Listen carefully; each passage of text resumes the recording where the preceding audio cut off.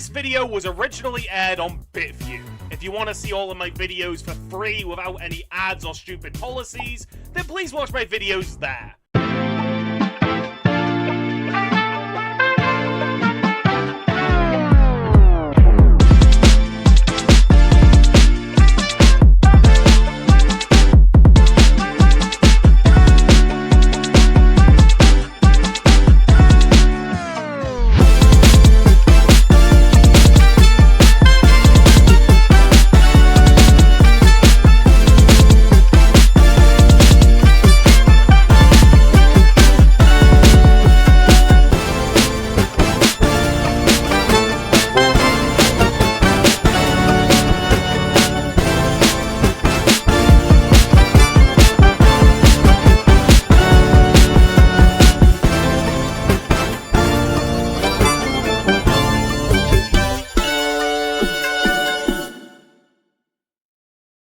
Hello and welcome to the pilot episode of Could Junichiro Survive, where I take this little golden champion and throw him into whatever the hell I feel like.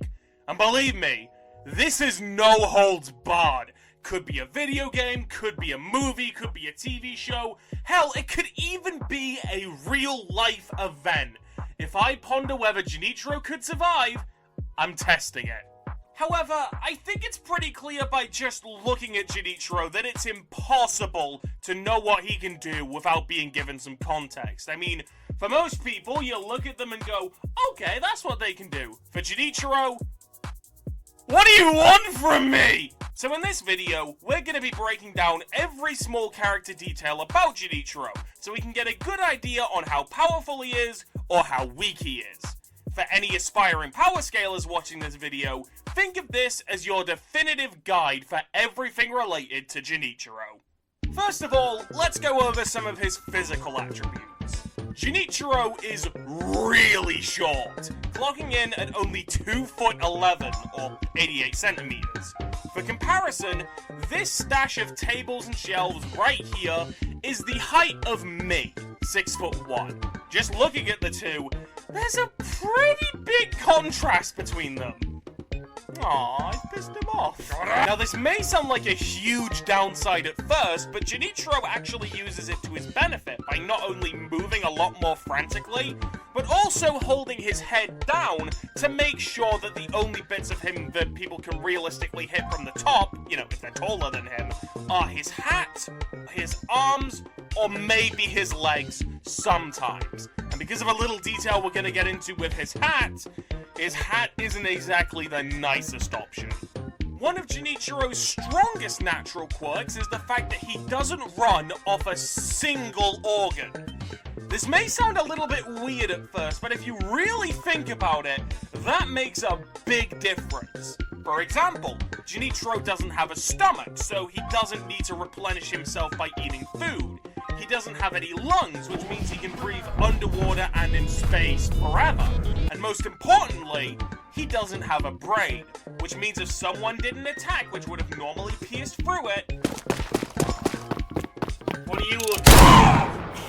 I forgot how much gunshots stung! It does absolutely nothing. For an added layer of deception, Junichiro also likes to inject his head, arms, and legs with fake blood. This is so that when someone's fighting him, if they see him constantly bleeding out, they're gonna think he's getting weaker, when in reality, the blood means absolutely nothing. Junichiro's most significant physical attribute is his torso, or rather, his lack of an organic one. Junichiro's torso is made out of solid gold, but it's not just any kind of gold.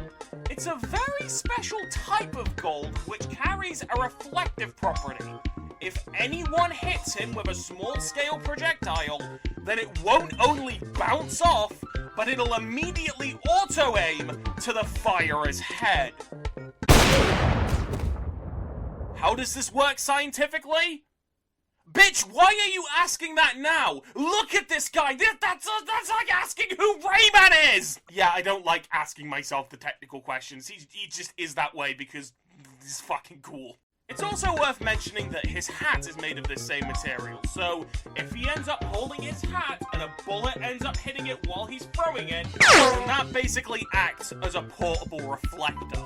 And the moral of the story, boys and girls, is if you bring a gun to a Junichiro fight, then you might as well shove the gun up your arm. This artificial torso also makes it so that he can lose both of his arms, both of his legs, and not feel a single thing. In fact, if he loses both of his legs, it doesn't even slow down how quick he can move. So in other words, he's giving the Black Knight a run for his money. The only real downside is that the connection to all of these isn't quite as sturdy as what he'd have with a regular torso. And that becomes a problem when you look at his head, because his head is the only part of his body where it's required to be attached to a torso. So if even for a split second his head is not connected to a suitable torso, death. Now that we talked about Junichiro's physical attributes, let's talk about his weapon of choice. I just found out when trying to increase the audio of this in my editor that I accidentally muted the entire file, and now I have to re-record everything and rearrange everything. Junichiro's weapon is the Golden Staff of Bling Squared. The staff itself is fairly small to match with Junichiro's short height, but it's really, really heavy.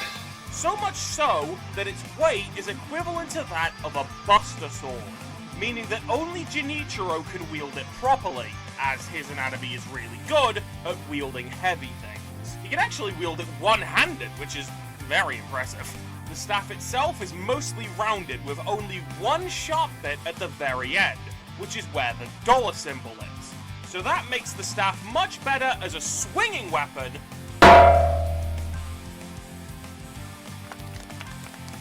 than a stabbing weapon.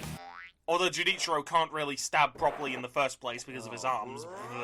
The main ability for the staff is quite easy to guess just by looking at it, but for those of you who don't have eyes, if you swing the staff hard enough, money comes out. Now, the kind of money that comes out depends on the species and the race of whoever's holding the staff. Say if I were to swing it because I'm a human and British, pounds would come out. However, if my friend Benji from over the pond were to swing it, then God bless it, American dollars would come flying in. Now, in Junichiro's case, the kind of money his species handles are essentially like big bricks. Although they're not quite as heavy as them, but you get the idea. This makes it so that the money notes aren't just good for solving, economic problems, but they're also quite good as a combat tool, which Junichiro uses very often. Depending on the type of swing, he can also throw out a money-made rope that starts from the tip of the staff if he wants to pull somebody in. Or he can attach one string to a wall and then to another wall or a floor to make a net out of them. For anyone who's watched JoJo, think of it a bit like a mixture between Hierophant Green and Hermit Purple. And for any Heritage for the Future players, I'm very sorry for setting off your PTSD. That's not the only thing the staff can do as well. It also has the ability to switch into 3 specific modes that all activate after specific context clues from the user. First of all is Movement Mode. Now, Movement Mode is only activated if the staff is slotted into the user's back.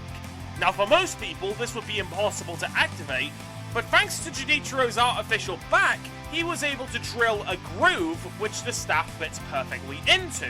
And so, when it's inserted into that groove, whenever Junichiro moves in the middle of the air, money is placed right beneath his feet whenever he needs a floor, essentially giving him flight. The only issue is you're not going to see this very often because it is a bitch to animate. The second mode he can activate is Ghost Mode.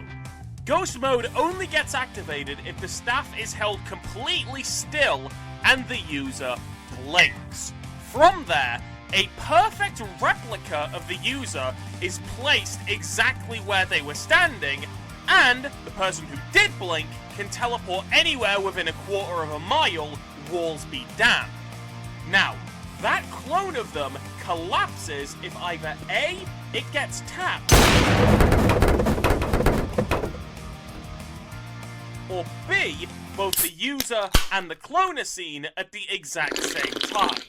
It also can't move at all. It's practically a statue. And finally, for the most complicated mode to activate, automatic mode. Automatic mode only gets activated if the user taps their arm 3 times with the staff, then holds it up like they're holding a gun, and then the moment they point it down,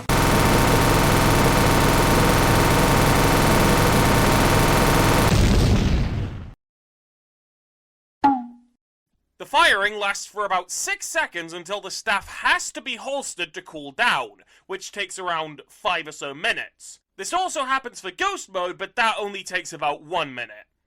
And movement mode can be spammed for however long Junichiro wants to spam it for.